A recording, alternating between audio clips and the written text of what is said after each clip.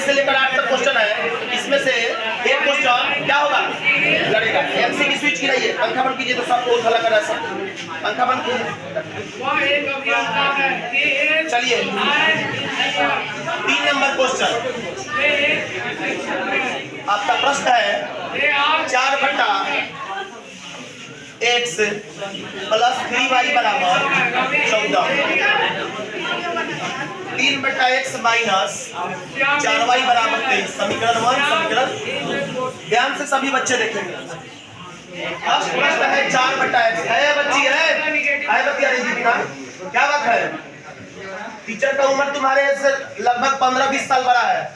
हिसाब में बात करो साहब, पढ़ाई भरा आवाज, एक्स्ट्रा आवाज नहीं मेरे पास। पढ़ाई के कोई बात हो तो टीचर से पूछिए, एक्स्ट्रा बात मत करिए। x लघुत्तम हुआ बराबर 14, x से x खत्म हो गया तो ऊपर क्या हुआ 4 अब प्लस x गुने 1x और इसमें करेंगे तो 3xy, कोई दिक्कत? नीचे कितनी है तो 1 छिपा है, प्लस मल्टीपल यानी कि कैंची बिना करेंगे तो यहाँ पर आया 4 प्लस 3xy बराबर 14 गुने x पे 14। ठीक है, एक जगह पर लाएंगे 3x, यहाँ पर 4 यहीं पर रहने देंगे और 14x के पास ये 3xy को बुलाएंगे, प्लस 3xy है तो इधर आया तो माइनस 3xy, यानी कि 14x माइनस 3xy बराबर 4 समीकरण। कोई दिक्कत नहीं। और दूसरे समीकरण को लेकर चलेंगे, स्पष्ट बोर्ड पे दिखाइएगा। जो बच्चा बाहर के है जो रिक्वेस्ट कर रहा है कि वीडियो बनाने के लिए उनको भी दिखाई दे। 3/x माइनस 4y बराबर 23, नीचे कुछ नहीं तो 1 है, x एलसीएम लिए तो यहाँ पर आपका हो गया 3 और माइनस x गुने 1x और 4xy बराबर 23, बट्टा में कुछ नहीं तो 1, प्लस मल्टीपल किए 3 माइनस 4xy बराबर 23x। कोई दिक्कत? फिर इसको एक तरफ लेकर आएंगे, यानी कि 3 यही रहने देंगे, 23x माइनस 4xy है तो इधर आया था प्लस 4xy समीकरण। अब इस दोनों को लिखेंगे, यानी कि फर्स्ट समीकरण था 14x माइनस 3xy बराबर 4 समीकरण फर्स्ट, 23x प्लस 4xy बराबर 3 समीकरण सेकंड।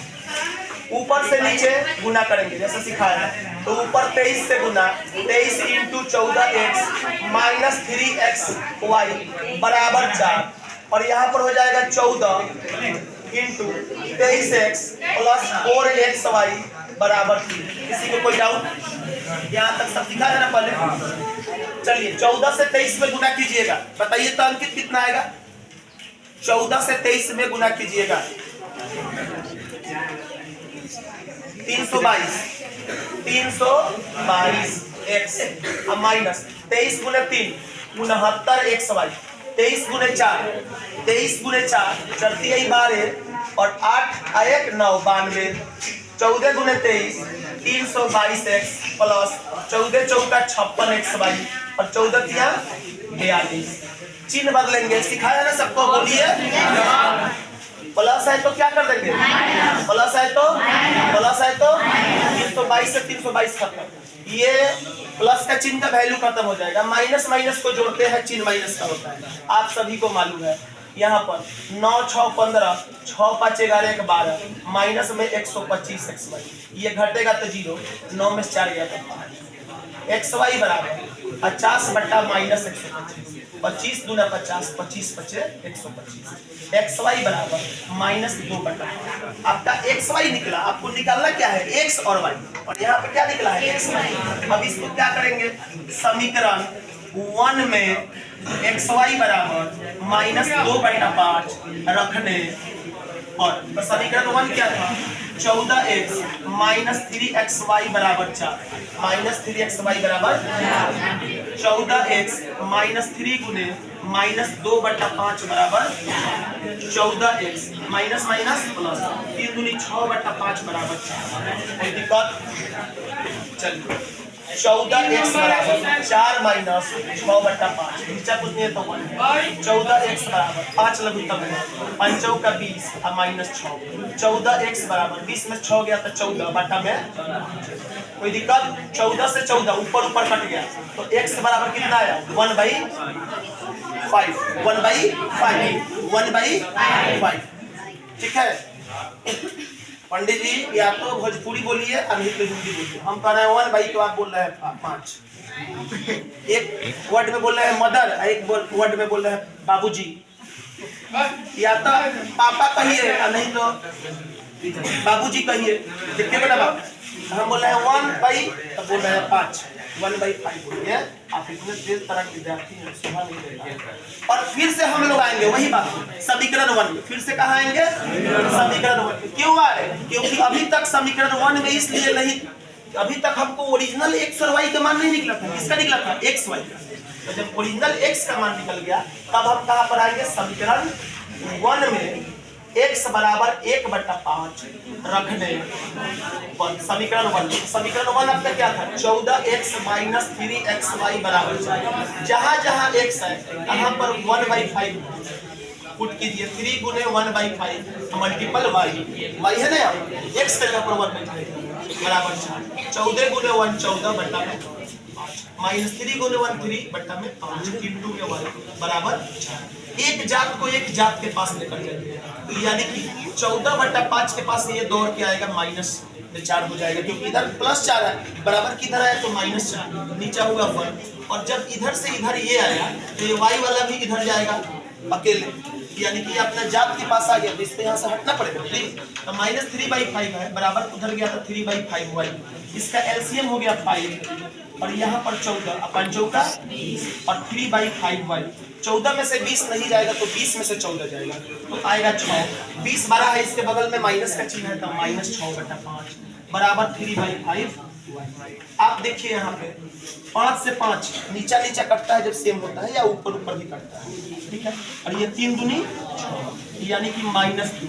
y बराबर आपका क्या आ गया? -2। यदि कोई विद्यार्थी कमजोर है तो क्रॉस मल्टीपल भी करता तो आंसर नहीं आता।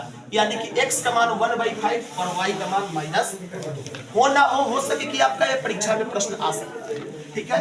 आप लोगों को कोई डाउट है इसमें? तो दूसरी बात, आप लोग ध्यान से पढ़ें। जहां भी किसी विद्यार्थी को, लड़का हो या लड़की, कुछ भी डाउट हो, मैं एकदम खुलेआम बोलता हूँ 8वां 9वां 10वां 11 12 कि आप शिक्षक से, कोई शिक्षक हो, हम हो या हमारे कोई भी फैकल्टी हो, आप खुलेआम उनसे पूछिए, जितना मन उतना पूछिए।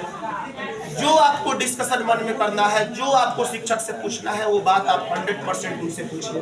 यदि आपको शिक्षक नहीं बता रहे हैं तो हम यहाँ के प्रबंधक हैं, हमसे आप ऑफिशियली ऑफिस में आकर कंप्लेंट करें, आपके नाम को गोपनीय रखा जाएगा। हम उस टीचर से इस बात का डिस्कस करेंगे। समझ में आ रहा है?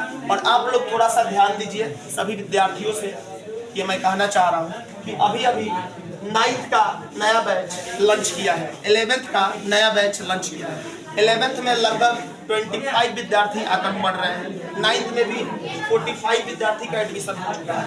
आप सभी विद्यार्थियों को सूचित कीजिए कि 9th जो है बहुत इंपॉर्टेंट चीज है। 9th ढंग से पढ़ेंगे तब जाकर 10th बुझाएगा। 9th में विद्यार्थी इधर उधर ना भटके, वो ऐसे जगह पर ना जाए जहाँ पर पैसा तो वही लिया जाता है, मेरा वाला ही पैसा, लेकिन 1 घंटा में उसका कोचिंग खत्म नहीं। स्कूल जब मॉर्निंग है तो 4 बजे उनका पढ़ाई होगा, स्कूल जब मॉर्निंग नहीं है तो सुबह 6 से लेकर 8:30 तक, यानी कि उनको डेली सभी विषय की पढ़ाई होगा 2.5 घंटा। जबकि फीस वही है, कम फीस। 9th क्लास के लिए 250 रुपया प्रति मंथ और 11th और 12th के लिए 500 रुपया प्रति मंथ।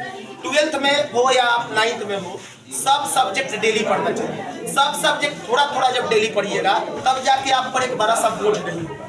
जब आप कहीं पढ़ाई होता है, एक सब्जेक्ट एक दिन पढ़ाई होगा, फिजिक्स पढ़ाई हो जाएगा, लोग कहता है तो केमिस्ट्री पढ़ाई होगा। ये बताइए, फिजिक्स पढ़ाई हो जाएगा और तब केमिस्ट्री पढ़ाई होगा। 5 महीना फिजिक्स चला, 5 महीना के बाद केमिस्ट्री वो टीचर चालू कर रहा है, तो तब तक तो फिजिक्स गोल हो जाएगा आपका। और यहाँ पर हमारे पास सभी फैकल्टी उपलब्ध है, उसी पैसा में डेली जब सब सब्जेक्ट आप पढ़िएगा तो आपको समझ में आएगा कि नहीं, आपके दिमाग से हटेगा वो। तो बेहतरीन कौन है, आप जवाब दीजिए, बेहतरीन कौन है? डेली सब पढ़ना कि एक दिन में एगो पढ़ना?